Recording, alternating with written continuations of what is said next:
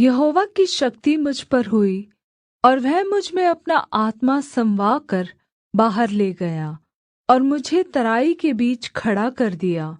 वह तराई हड्डियों से भरी हुई थी। तब उसने मुझे उनके चारों ओर घुमाया और तराई की तह पर बहुत ही हड्डियाँ थीं और वे बहुत सूखी थीं।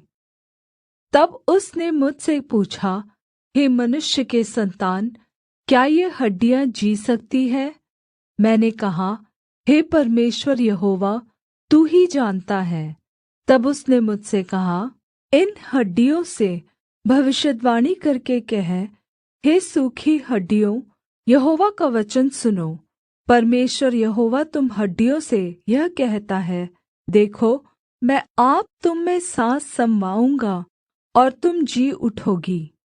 मैं तुम्हारी नसें उपजाकर माँस चढ़ाऊँगा और तुम को चमड़े से ढाँपूँगा और तुम में सांस समवाऊँगा और तुम जी जाओगी और तुम जान लोगी कि मैं यहोवा हूँ।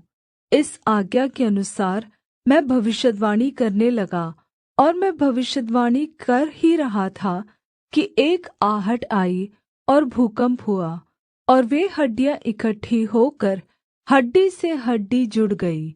मैं देखता रहा कि उनमें नसें उत्पन्न हुई और मांस चढ़ा और वे ऊपर चमड़े से ढँप गई, परन्तु उनमें सांस कुछ न थी। तब उसने मुझसे कहा, हे मनुष्य के सन्तान, सांस से भविष्यद्वाणी कर और सांस से भविष्यद्वाणी करके कह, हे सांस, परमेश्वर यहोवा यह कहता है कि चारों दिशाओं से आकर इन घात किए हुओं में समा जा कि ये जी उठे। उसकी इस आज्ञा के अनुसार मैंने भविष्यद्वाणी की। तब सांस उनमें आ गई और वे जी कर अपने-अपने पाँवों के बल खड़े हो गए और एक बहुत बड़ी सेना हो गई। फिर उसने मुझसे कहा, हे मनुष्य के सन्तान, ये हड्डियाँ इस्राएल के सारे घराने की उपमा है। वे कहते हैं, हमारी हड्डियाँ सूख गई और हमारी आशा जाती रही। हम पूरी रीति से कट चुके हैं।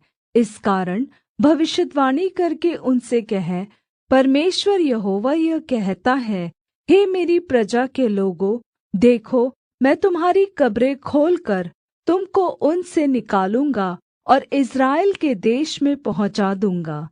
इसलिए जब मैं तुम्हारी कब्रें खोलूँ और तुमको उनसे निकालूँ, तब हे मेरी प्रजा के लोगों, तुम जान लोगे कि मैं यहोवा हूँ। मैं तुम में अपना आत्मा समवाऊँगा और तुम जियोगे और तुमको तुम्हारे निज देश में बसाऊँगा। तब तुम जान लोगे कि मुझ यहोवा ही ने यह कहा और किया भी है। यहोवा की यही वाणी है।